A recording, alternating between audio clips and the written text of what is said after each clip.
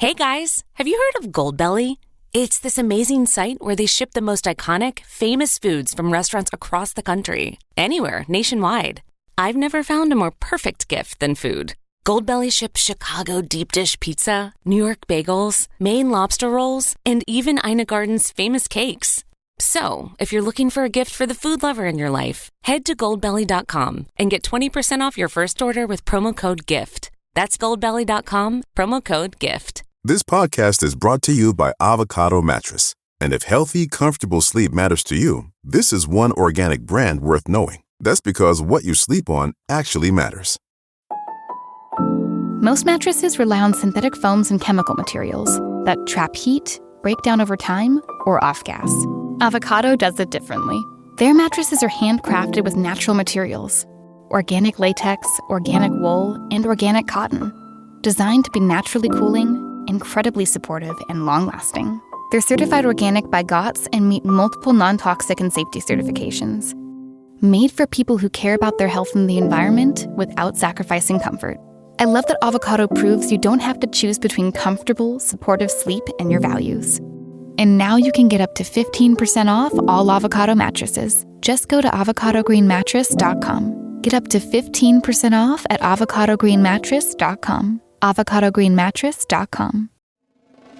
If you want to be more consistent, you're in the right place. I'm Elizabeth Benton. Welcome to Consistent, a podcast by Primal Potential that is for all of you who feel frustrated by your lack of progress or overwhelmed by all the change that you want to make in your life. Here, we stop frantically chasing new habits and start strategically building a structure of consistency.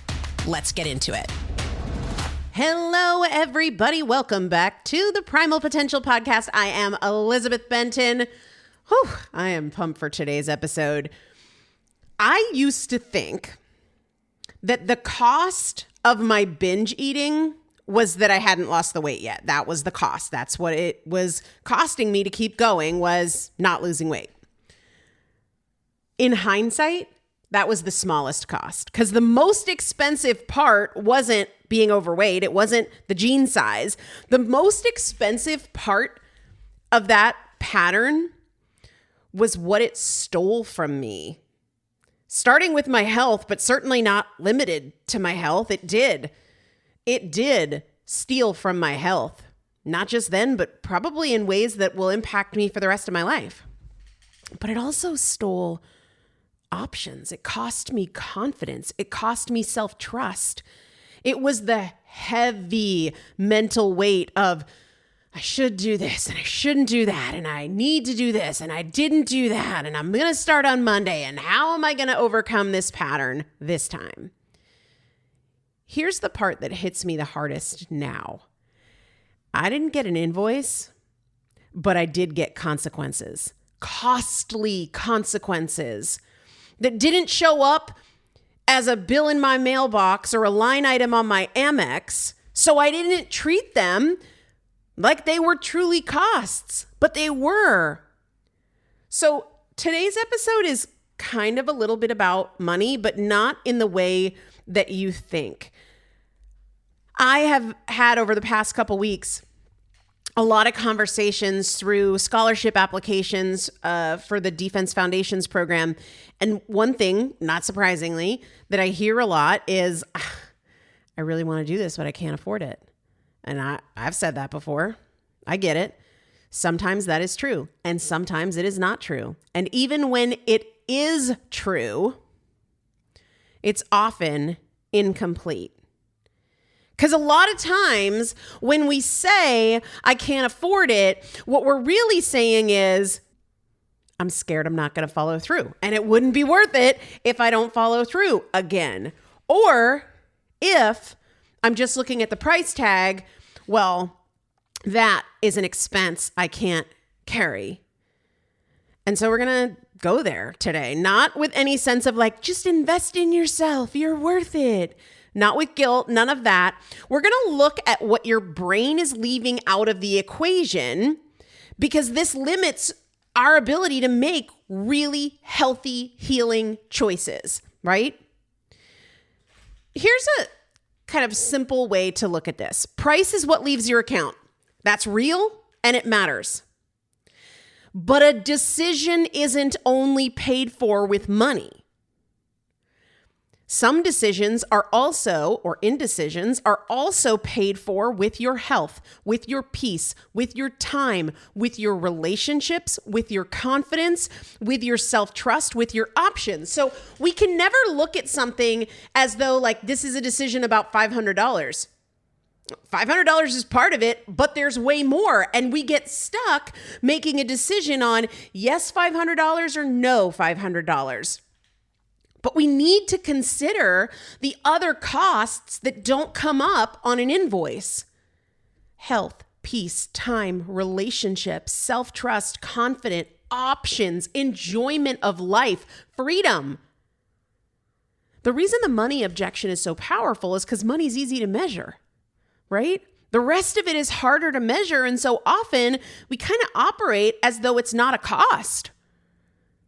And that's how waiting becomes so freaking expensive.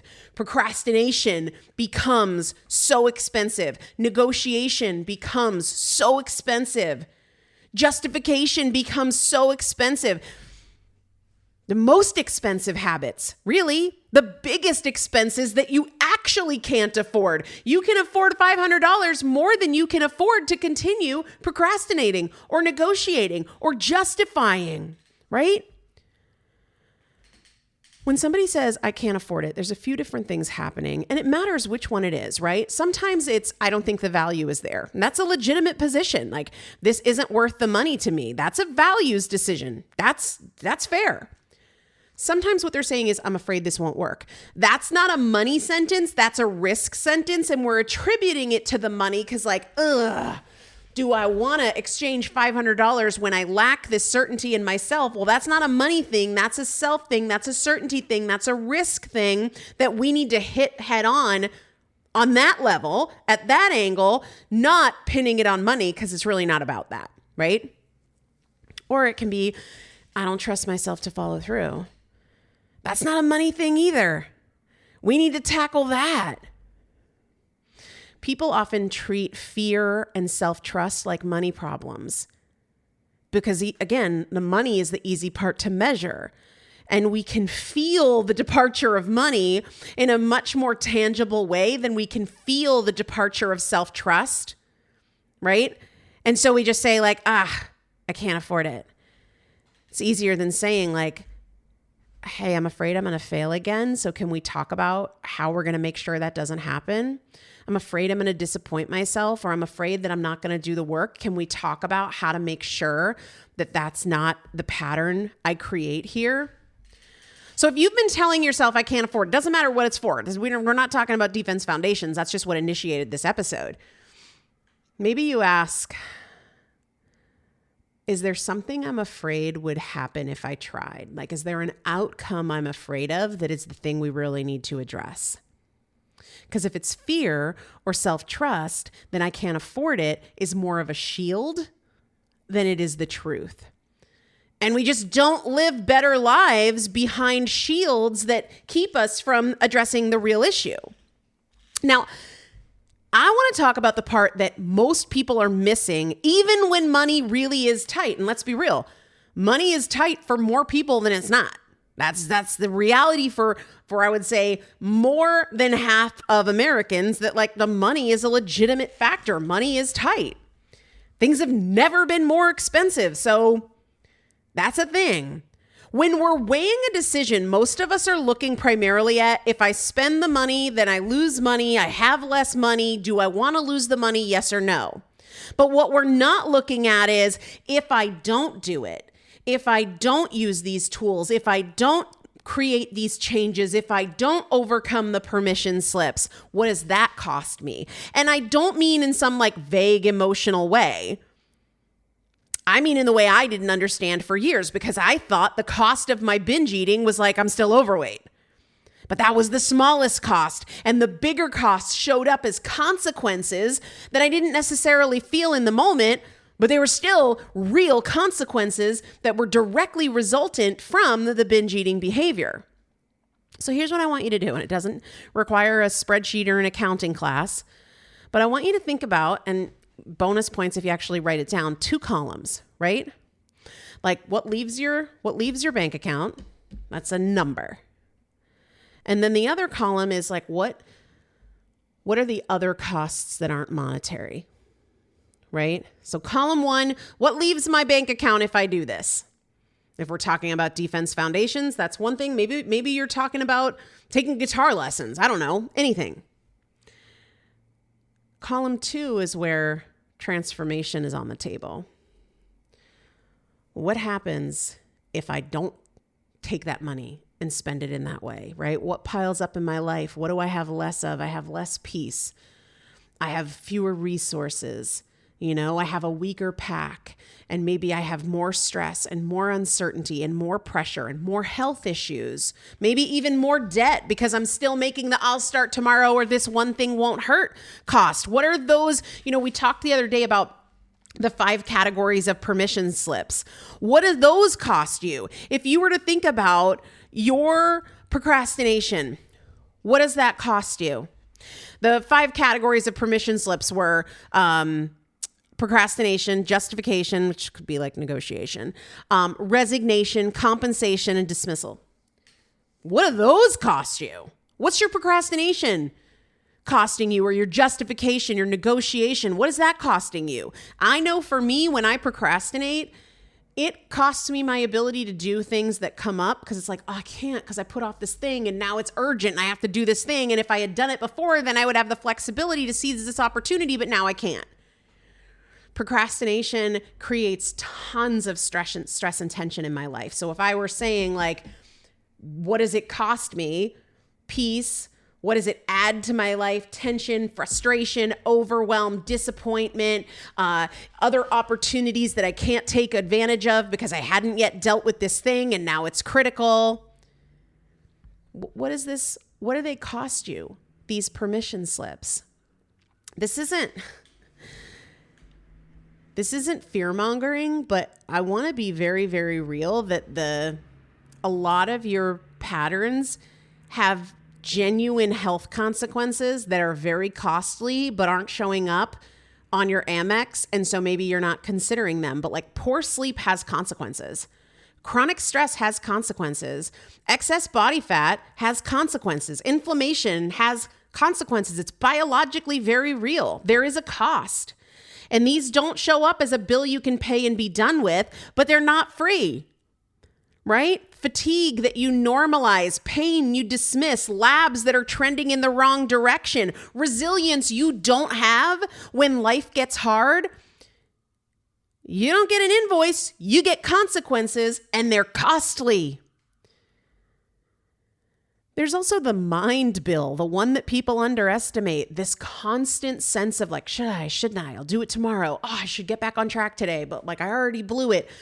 That loop is expensive. That is a tax that has real effects. It costs peace. It costs focus. It costs your ability to be present and enjoy yourself. For life to feel simple and straightforward, it costs your self-trust. And you don't pay it once.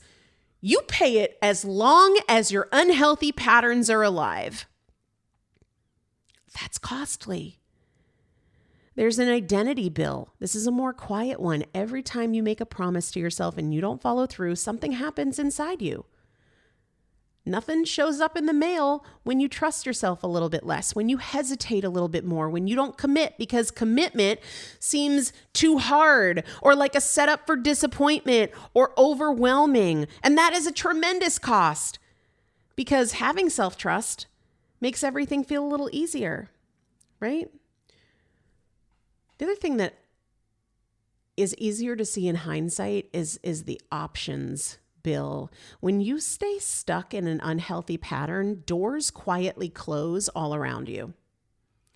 Sometimes it's obvious when you avoid travel or you avoid photos, and so you don't have these memories, or you avoid intimacy, and so you don't have the connection you want in your life. You avoid doctor's appointments, and so you're missing out on opportunities to nip a health issue in the bud before it becomes something that's beyond your control.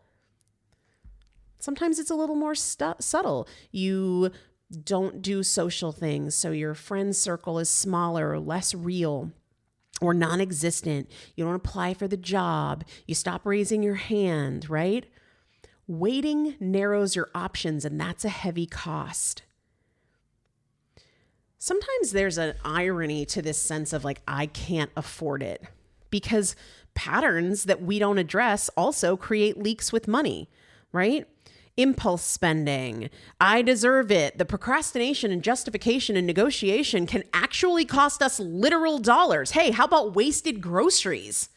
You know, spending to avoid or to numb or to restart again.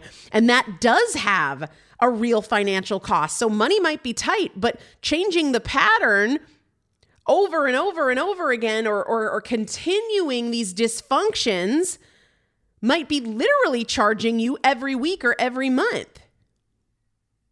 If I don't spend the money in a resolution and a solution, what am I paying instead? Waiting becomes very expensive. The price column might be a one hit. Like when I think about defense foundations, I want the price thing to be a one hit. Like we're tackling these permission slips so that they don't continue to follow you. But that second column, that one doesn't stop. It piles up. You don't just pay it today. You pay it tomorrow. You pay it later tomorrow evening. You pay it next week, next month. And then it just becomes, this is how it is. You didn't get an invoice, but you got consequences, and you keep paying for those over and over and over and over. So if you only count the money that's leaving your account today, you're always going to choose what's cheapest. But cheapest today can be really, really costly over time. Sometimes the truth is not, I can't afford it, but the truth is, I can't keep affording to pay column 2, right? So if what you're considering is the antidote to the thing that's quietly costing you a lot more, whether that's your peace, your health, your self-trust, your options, then I can't afford it might not be wisdom. It might be the pattern protecting itself, you know? So I think it's natural to say like, I can't afford it, but it's wise to have a much more broad conversation. If this is you and you want to go deeper into the pattern and the cost of the pattern, especially if it's keeping you from doing something that might provide the antidote, shoot me an email and let me know. Elizabeth@primalpotential.com, because I genuinely would love to have a personal conversation and kind of see what's behind this for you, because I don't want you to stay stuck in it. Yo, we're almost through the first quarter of 2026. I don't know how that is possible, but it is possible. And so I don't want you to keep carrying these costs. They're far greater than you might think they are. Far, far greater. And again, you don't stop paying it. It's not just costly today or costly this month. It's costly until you change it. And the cost compounds and compounds again and compounds again. We are nearing the close of scholarship applications for our Defense Foundations round that starts on April 1st. So I'm going to put the link in the show description for how to apply for a scholarship. I am spending the beginning of next week responding to those applications. So if you haven't gotten it in, get it in. If you can't find it for some reason, email me, Elizabeth@primalpotential.com, and I can happily point you in the right direction. But I think this is a really important conversation, and maybe you need to revisit this episode a couple of times, because the cost might not show up with an invoice, but it's showing up with really damning consequences that you're paying for on repeat with interest. I hope to hear from you soon, either in your scholarship application. I've been loving the conversations we've been having as I respond to those, or just email me directly, Elizabeth@primalpotential.com, as I genuinely would love to help you get out of these costly patterns. We'll see you on the next episode. Thanks so much for joining me for today's episode. Remember, there's no podcast that will change your life or your habits. The difference maker is what you do with what you've heard. I have a free workbook to help you do just that. Head to primalpotential.com/consistency-questions to download a totally free workbook with 20 questions you can ask yourself to help you build a structure that supports consistency, that's aligned with your lifestyle, your preferences, and your most compelling excuses. Primalpotential.com/consistency-questions. And also feel free to email me, Elizabeth@primalpotential.com, if I can help or support you in any way. I'll see you on the next episode. From lashes for days with the viral Liquid Lash Extensions mascara to awakening your eyes with lift and color from the brilliant eye brightener, Thrive Cosmetics is the go-to when you want to amplify your everyday look. Plus, every product is 100% vegan, cruelty-free, and made with clean, skin-loving ingredients that work with your skin. And for every product purchased, Thrive Cosmetics donates to help communities thrive. So every time you use your favorite Thrive Cosmetics product, you're helping communities you care about too. Amplify your everyday. Go to thrivecosmetics.com/shine26 for an exclusive offer of 20% off your first order. That's Thrive Cosmetics, CAUSEMETICS.com/shine26.